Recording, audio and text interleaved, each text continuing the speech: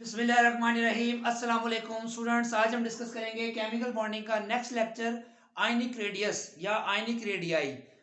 Ionic radius अगर एक ion की बात करें, अगर आयनिक रेडियाई मतलब अगर आप ज़्यादा आयन्स की बात करें तो उसमें जो है वो उसका रेडियस का जमा जो होता है रेडियाई हो जाता है। आयनिक रेडियस को समझने से पहले आपको अंदाजा होना चाहिए कि आयन जो होता है वो क्या होता है। आपने पढ़ा था जब भी कोई एटम इलेक्ट्रॉन लूज करे तो वो पॉजिटिव आयन बन जाता है, और जब कोई एटम इलेक्ट्रॉन गेन करे तो वो नेगेटिव आयन बन जाता है। तो नॉर्मली मेटल्स इलेक्ट्रॉन लूज करती हैं और नॉन मेटल्स इलेक्ट्रॉन गेन करती हैं। ये हमने जो है वो पहला लेक्चर जो पढ़ा था causes of chemical bond formation, कैसा होता क्यों है कि एटम इलेक्ट्रॉन लूज क्यों करते हैं, टू गेन स्टेबिलिटी। और इलेक्ट्रॉन कोई गेन क्यों करता है कोई एटम, तो वो टू गेन स्टेबिलिटी। उसमें हमने ऑक्टेट रूल को डिस्कस किया था।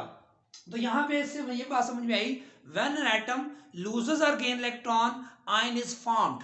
When it loses electron cation is formed, और अगर वो गेन करता है तो एनायन इज फॉर्म्ड। तो एनायन की ना जो कैटायन होगा उसके साइज को कैटायनिक रेडियस कह देंगे, और जो एनायन होगा उसके साइज को हम एनायनिक रेडियस कह देंगे। ए पॉजिटिव कैटायनिक रेडियस जनरल अगर हम लिखें, और बी नेगेटिव एनायनिक रेडियस। तो इसके साइज को कैसे हम डिफाइन करेंगे, जैसे हमने जो है वो एटॉमिक साइज को डिफाइन किया था कि न्यूक्लियस का वैलेंस शेल इलेक्ट्रॉन के साथ जो एवरेज डिस्टेंस होगा जिसको हमने एटॉमिक रेडियस या एटॉमिक साइज कहा था, सेम यहां कहता है अगर आप आयन को कंसिडर करें कि ये एक स्फेरिकल है, जैसा कि ये डायग्राम में बनाया गया है। अगर आप किसी आयन को, चाहे वो कैटायन है चाहे वो एनायन है, उसको स्फेरिकल कंसिडर करें तो उसका न्यूक्लियस से वैलेंस इलेक्ट्रॉन तक जो डिस्टेंस होगा उस रेडियस को, उस डिस्टेंस को हम बोलेंगे आयनिक रेडियस। अगर वो कैटायन है तो उसके न्यूक्लियस और वैलेंस इलेक्ट्रॉन तक जो डिस्टेंस होगा उसको बोलेंगे कैटायनिक रेडियस। अगर वो एनायन है तो उसके न्यूक्लियस और वैलेंस शेल तक जो डिस्टेंस होगा, वैलेंस इलेक्ट्रॉन तक जो डिस्टेंस होगा उसको बोलेंगे एनायनिक रेडियस। तो ये सिंपल सी बात थी जो कि प्रीवियस पढ़ी हुई है, आसानी से कर सकते हैं आप। लेकिन यहां हमने जो मोस्ट इंपॉर्टेंट शॉर्ट क्वेश्चन करना है वो ये है कि जब भी कोई एटम कैटायन में कन्वर्ट होता है तो उसका साइज स्मॉल हो जाता है। इसको हम इस तरह से शॉर्ट क्वेश्चन आएगा, कैटायन जो होता है वो अपने पेरेंट एटम से हमेशा स्मॉल होता है, इसकी क्या वजह है। और इसी तरह एनायन जो होता है वो अपने पेरेंट एटम से लार्ज इन साइज होता है, इसकी क्या वजह है, जस्टिफाई करें। तो पहले हम डिस्कस करते हैं। आपके सामने एक सोडियम की एग्जांपल हमने ली है कि सोडियम का एटॉमिक नंबर होता है 11, और इसके पहले शेल में 2 इलेक्ट्रॉन्स, सेकंड में 8 और थर्ड में 1 इलेक्ट्रॉन। टोटल 3 शेल होते हैं के एल एम, और इसका एटॉमिक साइज होता है 186 पिकोमीटर। और ये इसमें चूंकि इलेक्ट्रॉन और प्रोटॉन इक्वल होते हैं तो इस पर कोई चार्ज नहीं होता, यानी कि ये न्यूट्रल स्पीशी है। जो ही इसमें से एक इलेक्ट्रॉन आप रिमूव करेंगे तो क्या होगा, 11 प्रोटॉन थे और 11 इलेक्ट्रॉन थे, 11 positive 11 negative.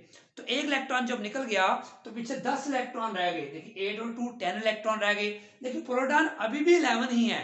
Positive charge nucleus में अभी भी 11 ही है, लेकिन अब इलेक्ट्रॉन 10 रह गए हैं। तो 10 नेगेटिव और 11 पॉजिटिव, 10 नेगेटिव, देखें प्रोटॉन अभी भी 11 ही है, प्रोटॉन पॉजिटिव 11 अभी भी है, लेकिन इलेक्ट्रॉन अभी 10 हो गए हैं। तो नेट रिजल्ट आएगा तो पॉजिटिव चार्ज इसके ऊपर हम लिख देते हैं +1। जिससे पता चला जब भी कोई एटम इलेक्ट्रॉन लूज करेगा उस पर पॉजिटिव चार्ज आएगा। अगर एक इलेक्ट्रॉन लूज करेगा तो +1, अगर 2 इलेक्ट्रॉन लूज करेगा, जैसे मैग्नीशियम 2 इलेक्ट्रॉन लूज करता है उस पर +2 आएगा। एल्यूमिनियम मेटल के वैलेंस शेल में 3 इलेक्ट्रॉन होते हैं और वो 3 इलेक्ट्रॉन लूज करता है तो उस पर +3 चार्ज आ जाता है। अब हमने ये देख रहे हैं कि पॉजिटिव चार्ज तो आ गया, अब इसका साइज क्यों छोटा होता है, ये असल कंसेप्ट वाली बात है जो क्वेश्चन में पूछी जाती है। तो देखें इसका जो एटॉमिक साइज आता है 186 पिकोमीटर, और इसका साइज देखें 95 पिकोमीटर। इससे कितना ज्यादा, तकरीबन हाफ के करीब कम हो गया है। इसकी क्या वजह है, इसकी वजह बेटा 2 रीजन आपने याद रखनी है। एक रीजन ये है कि इसके 3 शेल थे एटॉमिक फॉर्म में, जो ही ये कैटाइन बना, तीसरा इलेक्ट्रॉन जब निकला तो m शेल डिसअपियर हो गया, खत्म हो गया, पीछे 2 शेल्स रह गए हैं। जब शेल्स ही 2 रह जाएंगे तो साइज ऑटोमेटिकली 3 शेल्स वाले एटम का साइज बड़ा होगा, 2 शेल्स रह गए हैं तो साइज छोटा हो जाएगा। इसका मतलब कैटाइन का साइज अपने पेरेंट एटम से स्मॉल होने की एक वजह यह है कि उसका शेल ज्यादातर केसेस में खत्म हो जाता है, डिसअपियर हो जाता है, एक वजह। दूसरी वजह कि इसमें प्रोटॉन 11 और इलेक्ट्रॉन भी 11 थे, यानी कि 11 प्रोटॉन 11 इलेक्ट्रॉन्स को अकोमोडेट किए हुए थे। लेकिन यहां पे क्या हुआ, 11 जो है हमारे पास 11 प्रोटॉन है, लेकिन इलेक्ट्रॉन कितने हैं, 10। तो 10 इलेक्ट्रॉन्स को 11 प्रोटॉन ज्यादा क्लोजली पुल करेंगे एज कंपेयर टू 11 इलेक्ट्रॉन्स के, जिस वजह से इसका न्यूक्लियर चार्ज 10 इलेक्ट्रॉन्स को ज्यादा क्लोजली पुल करेगा, तो साइज इसका क्या हो जाएगा, रिड्यूस हो जाएगा। देखिए 11 प्रोटॉन जहां 10 इलेक्ट्रॉन से ज्यादा है, यहाँ 11 प्रोटॉन 11 इलेक्ट्रॉन इक्वल हैं, तो इक्वल इन साइज में तो है बैलेंस रहेगा। लेकिन यहाँ प्रोटॉन ज्यादा होने से ये पुल इसका बढ़ जाएगा, जिस न्यूक्लियस की तरफ पुल बढ़े तो साइज समझ ले श्रिंक हो जाएगा। और अगर इलेक्ट्रॉन्स की तरफ तादाद प्रोटॉन से ज्यादा हो जाए तो समझ ले रिंग क्या हो जाएगा, एक्सपैंड हो जाएगा।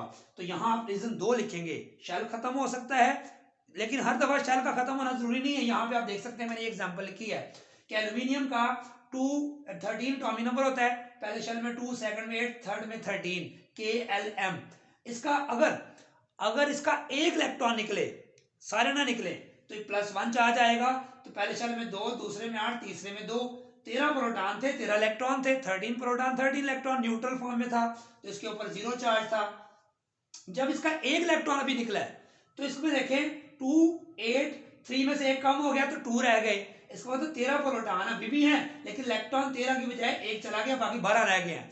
अब मुझे एक बात बताएं, यहाँ शेल तो कम ही नहीं हुआ, हमने कहा था कि शेल 3 थे, यहाँ 2 रह गए, लेकिन यहाँ अभी शेल खत्म नहीं हुआ, तो शेल इसमें भी 3, इसमें भी 3, तो क्या इस एल्यूमिनियम का इस कैटाइन से साइज बराबर होगा, नहीं। दूसरी रीजन क्या बताई थी कि न्यूक्लियर चार्ज इसका 13 प्रोटॉन 12 प्रोटॉन को अटैक कर रहा है, यहाँ 13 इलेक्ट्रॉन को कर रहा है, तो 13 प्रोटॉन 12 इलेक्ट्रॉन को ज्यादा क्लोजली पुल करेंगे, तो इसका साइज जो है स्मॉल हो जाएगा इसकी निस्बत। आगे आ जाए, एक और इलेक्ट्रॉन यहां से निकाल दे तो +2 चार्ज आ जाएगा।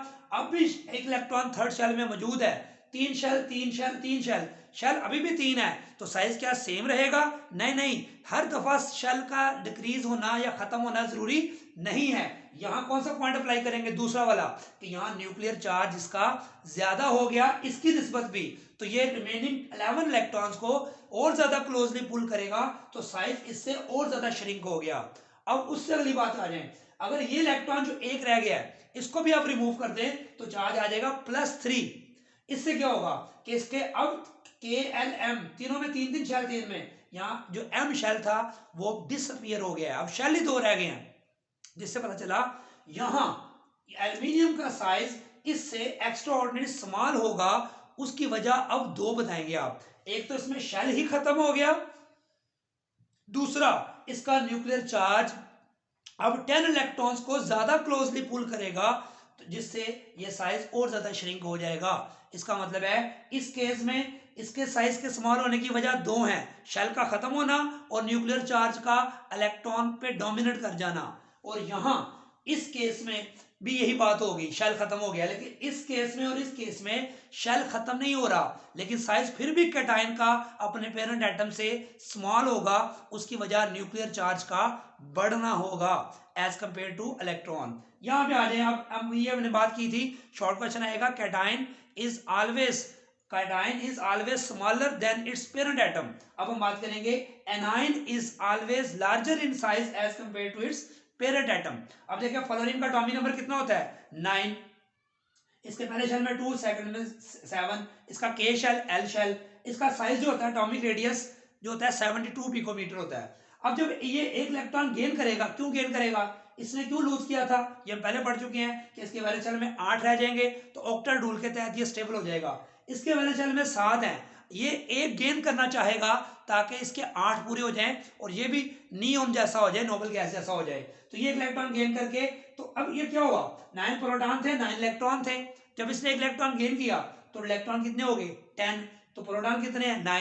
अब ये वाली चीज ज्यादा हो गई है, इलेक्ट्रॉन वाली वैल्यू प्रोटॉन की वैल्यू से ज्यादा हो गई है। इसको आप समझ ले जैसे रस्साकशी की गेम नहीं होती कि यहाँ 9 प्रोटॉन 9 इलेक्ट्रॉन बराबर थे, इलेक्ट्रॉन जीत गए हैं, इलेक्ट्रॉन की तादाद ज्यादा, तो इलेक्ट्रॉन एक्सपैंड हो जाएंगे।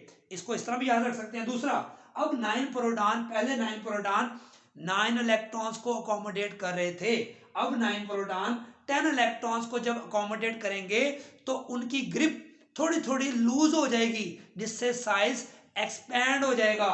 इसको हम कहते हैं जो वैलेंस शेल है उसमें जब 8वां इलेक्ट्रॉन आएगा तो उसकी अकोमोडेशन के लिए रिंग को क्या करना पड़ेगा, एक्सपैंड करना पड़ेगा, क्योंकि न्यूक्लियस की ग्रिप उन इलेक्ट्रॉन्स पे पहले जैसी नहीं होगी जिस तरह के वो 9 इलेक्ट्रॉन्स को अकोमोडेट कर रहे थे।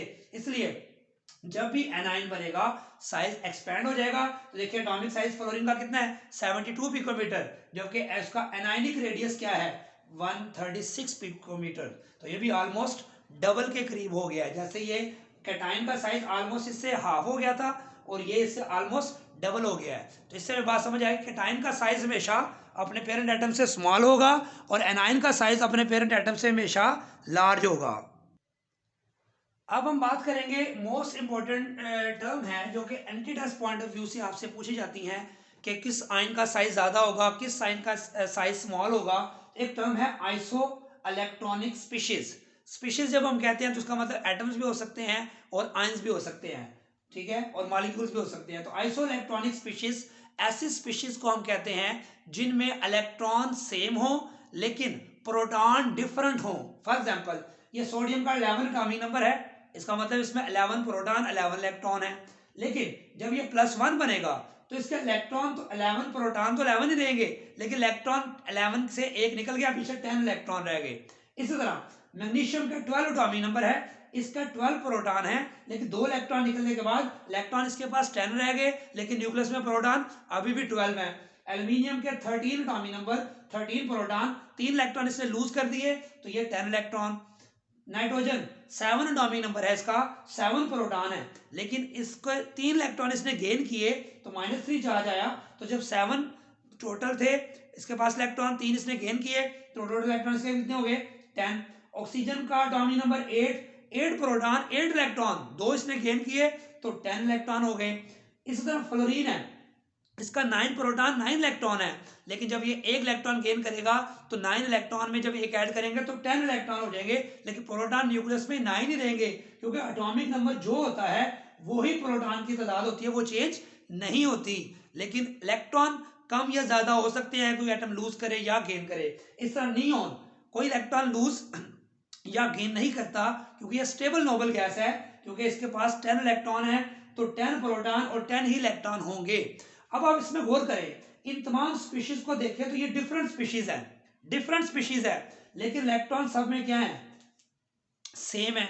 तो बताएं किस इन स्पीशीज को क्या बोलेंगे, ऐसी स्पीशीज जिनमें इलेक्ट्रॉन सेम हो लेकिन प्रोटॉन डिफरेंट हो, उनको हम क्या कहते हैं आइसो इलेक्ट्रॉनिक स्पीशीज।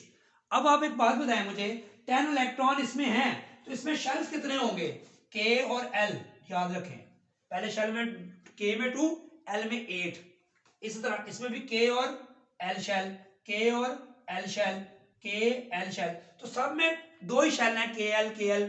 इसका मतलब है सब आइसो इलेक्ट्रॉनिक स्पीशीज का साइज यहाँ इक्वल होगा आपके ख्याल में? नहीं, इक्वल नहीं होगा। यही बात तो समझानी है कि इनका साइज इक्वल नहीं होगा क्योंकि इनके प्रोटॉन मुख्तलिफ हैं, 10 इलेक्ट्रॉन्स हैं। इसको इस तरह समझे, वही रस्साकशी वाली गेम समझ रहे कि एक तरफ जो है रस्से को, रस्साकशी की जो दो गेम होती है इसमें इस तरफ से जो लोग अट्रैक्शन कर रहे हैं, रस्से को खींच रहे हैं वो 10 न्यूटन फोर्स के साथ खींच रहे हैं। अब इस तरफ ये सारों में ऐसे ही है, 10 इलेक्ट्रॉन सब है।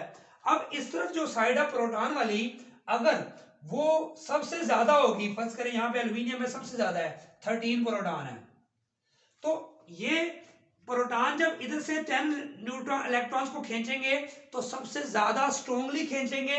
इसका मतलब है यहां न्यूक्लियर पुल, न्यूक्लियर फोर्स सबसे ज्यादा होगी। तो जो एल्यूमिनियम का साइज इन तमाम स्पीशीज में से सबसे स्मॉल होगा, यानी कि मैं लिखूं यहाँ पे एल्यूमिनियम +3 सबसे स्मॉल आ जाएगा। उसके बाद देखिए 13 के बाद क्या आता है 12 प्रोटॉन, तो यहाँ पे आ जाएगा मैग्नीशियम आयन। इसका साइज फिर उससे लार्ज होगा क्योंकि उसमें 12 प्रोटॉन 13 प्रोटॉन की निस्बत लेस फोर्स एक्सर्ट करेंगे ऑन 10 इलेक्ट्रॉन्स। उसके बाद क्या आ जाएगा 11 वाला सोडियम। इस तरह चलते जाएं, उसके बाद क्या आ जाएगा 10 वाला नियोन आ जाएगा, नियोन का साइज आ जाएगा। नियोन के बाद कौन आ जाएगा बताएं, 10 के बाद क्या आता है, शाबाश 9 वाला फ्लोराइड आ जाएगा। उसके बाद कौन आ जाएगा बड़े साइज वाला, शाबाश शाबाश बताएं, 10 के बाद 9 वाले के बाद 8 वाला ऑक्साइड, उससे फिर बाद कौन आ जाएगा नाइट्राइड। इससे क्या बात आपको समझ आई। अब सबसे बड़ा साइज किसका होगा, अगर चार ऑप्शन दे दी जाए, ये वाली चार दे दी जाए, तो आप देखेंगे आइसोइलेक्ट्रॉनिक स्पीशीज अगर हैं, कौन सी स्पीशीज हैं, आइसोइलेक्ट्रॉनिक स्पीशीज अगर हो तो ये बताना हो किसका साइज सबसे स्मॉल है। तो ये देखना कि प्रोटॉन किसके सबसे ज्यादा है, जिसके प्रोटॉन सबसे ज्यादा उसका साइज सबसे स्मॉल। और अगर ये बताना हो कि किसका साइज सबसे लार्ज होगा, तो जिसके प्रोटॉन सबसे कम होंगे उसका साइज सबसे लार्ज होगा। क्यों, क्योंकि जितने प्रोटॉन कम होंगे वो इलेक्ट्रॉन्स को आसानी से अट्रैक्ट नहीं कर पाएंगे, उसको इन्फ्लुएंस नहीं कर पाएंगे, तो रिंग क्या हो जाएगा, एक्सपैंड ही रहेगा, बड़ा रहेगा। जबकि प्रोटॉन ज्यादा होंगे, इसका मतलब ये होगा जितना न्यूक्लियर चार्ज ज्यादा, जितना न्यूक्लियर चार्ज ज्यादा, जितना न्यूक्लियर चार्ज ज्यादा होगा, जितना न्यूक्लियर चार्ज ज्यादा होगा उतना ही आपके पास साइज छोटा होगा, और जितना न्यूक्लियर चार्ज कम है उतना ही साइज जो है क्या होगा, लार्ज होगा। क्या मतलब समझ आई, न्यूक्लियर चार्ज ज्यादा साइज स्मॉल, न्यूक्लियर चार्ज कम साइज ज्यादा। तो क्या रिलेशन हुआ, इनवर्स, न्यूक्लियर चार्ज का साइज के साथ क्या रिलेशन हुआ, इनवर्स। यदि जितना न्यूक्लियर चार्ज ज्यादा करते जाएंगे उतना साइज भी ज्यादा होता जाएगा। क्यों, क्योंकि न्यूक्लियर चार्ज कम होने से न्यूक्लियस का होल्ड इलेक्ट्रॉन्स पे कम हो जाएगा, तो साइज बढ़ जाएगा।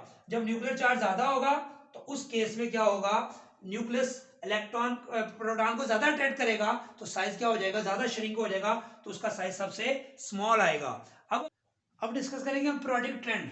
तो अगर आप देख सकते हैं कि अगर हम कैटायनिक रेडियस में या एनायनिक रेडियस में लेफ्ट टू राइट जाएं तो साइज में क्या चेंज आएगा। हमने एटॉमिक रेडियस में पढ़ा था कि जो ही आप लेफ्ट टू राइट जाते हैं तो साइज श्रिंक होता है, क्योंकि न्यूक्लियर चार्ज बढ़ जाता है, शेल्स सेम रहते हैं। यहाँ पे आप देखें सोडियम का एटॉमिक नंबर 11 है, इसका एक इलेक्ट्रॉन निकल गया तो पीछे इसके पास 10 इलेक्ट्रॉन रह गए। मैग्नीशियम का एटॉमिक नंबर 12, इसके 2 इलेक्ट्रॉन निकल गए 12 में से, तो बाकी से 10। एल्यूमिनियम के 3 इलेक्ट्रॉन वैलेंस शेल से निकल जाएं तो इसका भी आइसोइलेक्ट्रॉनिक स्पीशीज बन जाती है, मैं आपको पहले बता चुका हूं। अब बताएं इसमें लेफ्ट राइट साइज का क्या ट्रेंड होगा। अगर मैं इन 3 की बात करूं, इलेक्ट्रॉन तीनों के क्या है, सेम है, शेल भी तीनों में क्या है, 2, तो क्या होगा, जितने प्रोटॉन ज्यादा उतना साइज स्मॉल होगा। मैंने भी बताया था कि न्यूक्लियर चार्ज जितना ज्यादा होगा उतना साइज क्या होगा, स्मॉल होगा। इसमें न्यूक्लियर चार्ज सबसे ज्यादा है, इसका साइज सबसे स्मॉल होगा, ये उससे लार्ज और ये सबसे लार्ज। अब आते हैं एनायनिक रेडियस की तरफ, लेफ्ट राइट क्या ट्रेंड है। तो फास्फोरस के 15 एटॉमिक नंबर होता है, 15 प्रोटॉन 15 इलेक्ट्रॉन, इसने 3 गेन कर लिया तो इसके ऊपर चार्ज क्या आ गया, -3। तो इसके इलेक्ट्रॉन कितने हो गए, 15 में 3 ऐड करें 18। इसका एटॉमिक नंबर 16 इलेक्ट्रॉन 2 गेन किए, -2 चार्ज 18 इलेक्ट्रॉन। 17 इसके 17 प्रोटॉन 17 इलेक्ट्रॉन, एक गेन किया 18 इलेक्ट्रॉन माइनस चार्ज। तो ये तीनों क्या है, आइसोइलेक्ट्रॉनिक स्पीशीज है। इनमें सबसे स्मॉल साइज किसका होगा, जिसके प्रोटॉन सबसे ज्यादा उसका साइज सबसे स्मॉल, और इसका प्रोटॉन सबसे ज्यादा स्मॉल, इसका मतलब इसका साइज सबसे स्मॉल क्यों है क्लोराइड का, क्योंकि शायद इसमें भी 3 है, इसमें भी 3 है, इसमें भी 3 है। तो अगर हम इसको अलग से कैटेगराइज कर लें, अगर हम इस हिस्से को अलग से देखें कैटायनिक वाले से, तो ये साइज सबसे ज्यादा, ये सबसे कम, ये उससे कम, ये सब उससे कम, ये उससे कम। क्यों, क्योंकि इसके प्रोटॉन सबसे ज्यादा है, हालांकि शेल्स तीनों में 3-3 है, लेकिन इसमें प्रोटॉन सबसे ज्यादा होने की वजह से मैंने बताया था न्यूक्लियर चार्ज जितना ज्यादा होगा साइज उतना ही स्मॉल होगा in case of isoelectronic species. इसका मतलब लेफ्ट राइट एटॉमिक साइज का भी ट्रेंड ये है कि साइज डिक्रीज होता है, कैटायनिक रेडियस का भी ये ट्रेंड है, और एनायनिक रेडियस का भी लेफ्ट राइट डिक्रीज होने का ट्रेंड है। अब बात करते हैं टॉप टू बॉटम। आपको पता है top to bottom atomic size हमने कहा था इंक्रीज होता है, क्योंकि नंबर ऑफ शेल्स बढ़ जाते हैं, शील्डिंग इफेक्ट बढ़ जाता है। ये बात हमारे पास वही है कि 2 शेल लिथियम के, पोटेशियम सोडियम के 3, पोटेशियम के 4 शेल्स बढ़ रहे हैं, शील्डिंग इफेक्ट बढ़ रहा है, रास्ते में इलेक्ट्रॉन बढ़ रहे हैं, शील्डिंग बढ़ रही है तो साइज इंक्रीज होता जाएगा। अब जब लिथियम का पॉजिटिव आयन बनाते हैं हम, लिथियम पॉजिटिव आयन बना तो एक शेल खत्म हो गया, तो कैटायन का साइज अपने पेरेंट एटम से स्मॉल हो गया। ये कैटायन बना, एक शेल खत्म हुआ, साइज स्मॉल हो गया। पोटेशियम का जब कैटायन बना, 3 शेल थे, एक चला गया, 4 शेल थे, एक चला गया, पीछे 3 रह गए, तो इसका मतलब इस कैटायन का साइज अपने पेरेंट एटम से स्मॉल होगा, इस कैटायन का भी अपने पेरेंट एटम से स्मॉल होगा, इस कैटायन का भी अपने पेरेंट एटम से स्मॉल होगा। लेकिन ऊपर से नीचे आए तो ये वर्ड है, ये भी वर्ड है, यानी कि लिथियम के आयन से सोडियम का आयन साइज में बड़ा होगा, पोटेशियम का आयन सोडियम के आयन से भी बड़ा होगा। इससे पता चला कैटायन का साइज भी टॉप टू बॉटम अगर कैटायन से ही मुकाबला करें तो ये सबसे बड़ा साइज होगा, ये उससे कम, ये उससे कम, ये उससे बड़ा, ये सबसे बड़ा, ये उससे कम, ये उससे कम। इसका मतलब ये हुआ कैटायनिक रेडियस हो चाहे एनायनिक रेडियस हो, टॉप टू बॉटम आएंगे तो साइज इंक्रीज ही होना है। अगर कैटायन की बात करेंगे तो पेरेंट एटम से वो जरूर स्मॉल होगा, लेकिन आपस में जब कंपेयर करेंगे तो नीचे वाला ऊपर वाले से लार्ज इन साइज होगा। Same in halogens, fluoride, chloride, bromide, fluoride का फ्लोरीन से ज्यादा होगा, इस तरह क्लोराइड का क्लोरीन से ज्यादा होगा, लेकिन क्लोराइड का फ्लोराइड से भी ज्यादा होगा। अगर मैं यहाँ पे लिखता हूं फ्लोराइड, क्लोराइड, ब्रोमाइड, आयोडाइड, तो ये भी साइज क्या होगा, इंक्रीज होगा, क्योंकि fluorine, fluorine, chlorine, bromine, iodine का भी साइज टॉप टू बॉटम बढ़ता है, तो फ्लोराइड, क्लोराइड, ब्रोमाइड, आयोडाइड का भी जब एनायनिक रेडियस लेंगे तो वो भी साइज जो है वो इंक्रीज करेगा। इसमें कोई मुश्किल बात नहीं है, ये भी हमने डिस्कस किया ग्रुप ट्रेंड और उसके पहले पढ़ा था पीरियड का ट्रेंड। अब हम डिस्कस करेंगे इंटर आयनिक डिस्टेंस क्या होता है। इंटर आयनिक डिस्टेंस देखें, हमारे पास आयनिक कंपाउंड जो होते हैं, आपने 4th चैप्टर में पढ़ा था क्रिस्टल लैटिस, पोटेशियम क्लोराइड का जो आयनिक कंपाउंड है उसमें हमारे पास जो है पोटेशियम आयन और क्लोराइड आयन आपस में जो है वो क्लोजली पैक्ड स्ट्रक्चर में होते हैं क्रिस्टल लैटिस में। इसके कैटायन होता है, पोटेशियम, क्लोराइड होता है एनायन, एनायन का साइज बड़ा होता है, कैटायन का साइज स्मॉल होता है, ये भी हमने पढ़ा। अगर इसके न्यूक्लियस और इसके न्यूक्लियस के दरमियान जो डिस्टेंस होता है उसको हम कहते हैं इंटर आयोनिक डिस्टेंस, और वो हमारे पास किसका होता है, कैटायन का रेडियस जमा एनायन का रेडियस, जमा करें तो हमारे पास इंटर आयोनिक डिस्टेंस आ जाता है। और ये जो हमारे पास लाइनस एक अमेरिकन साइंटिस्ट था उसने इसको एक्सपेरिमेंटली फाइंड किया, तो ये डिस्टेंस आ गया 314 picometre in the crystal lattice of potassium chloride. अब हमारे पास 314 आर आ गया है और हमारे पास आर माइनस मौजूद है, क्लोराइड का आयन जो है 181 पिकोमीटर, 181 यहाँ लिखकर इसको इधर लेके जाके इसमें से माइनस कर दें तो हमारे पास 133 picometre is will be the cationic radius of potassium आ जाएगा। सेम इसी तरह अगर आप चाहते हैं आर माइनस फाइंड करना, इस वैल्यू को उधर जाके आर में से माइनस कर दें तो आप आर माइनस यानी कि एनायनिक रेडियस भी फाइंड कर सकते हैं अगर आपको इंटर आयनिक डिस्टेंस आर का पता हो। तो ये सिंपल टॉपिक था हमने जिसमें आयनिक रेडियस पढ़ा वो क्या होता है, उसके बाद फिर हमने कैटायन का साइज अपने पेरेंट एटम से हमेशा क्या होता है स्मॉल, एनायन का साइज अपने पेरेंट एटम से लार्ज होता है, इसका शॉर्ट क्वेश्चन मोस्ट इंपोर्टेंट आता है। उसके बाद हमने इनके ग्रुप ट्रेंड पढ़े कि टॉप टू बॉटम इनका साइज इंक्रीज होगा जैसे एटम्स का साइज इंक्रीज होता था, इसी तरह left to right atomic size भी डिक्रीज होता है और कैटायनिक साइज भी डिक्रीज होता है और एनायनिक रेडियस भी डिक्रीज होता है। तो ये हमने सारा डिस्कस किया। फिर हमने कहा अगर आइसोइलेक्ट्रॉनिक स्पीशीज हो तो न्यूक्लियर चार्ज जिसका सबसे ज्यादा होगा उसका जो साइज सबसे स्मॉल होगा। ये अगर आपके पास एमसीक्यू आए तो आप उसमें से आसानी से कर सकते हैं। दुआ में याद रखें, चैनल को सब्सक्राइब करें, अगर नहीं किया तो कमेंट जरूर दीजिएगा। अल्लाह हाफिज।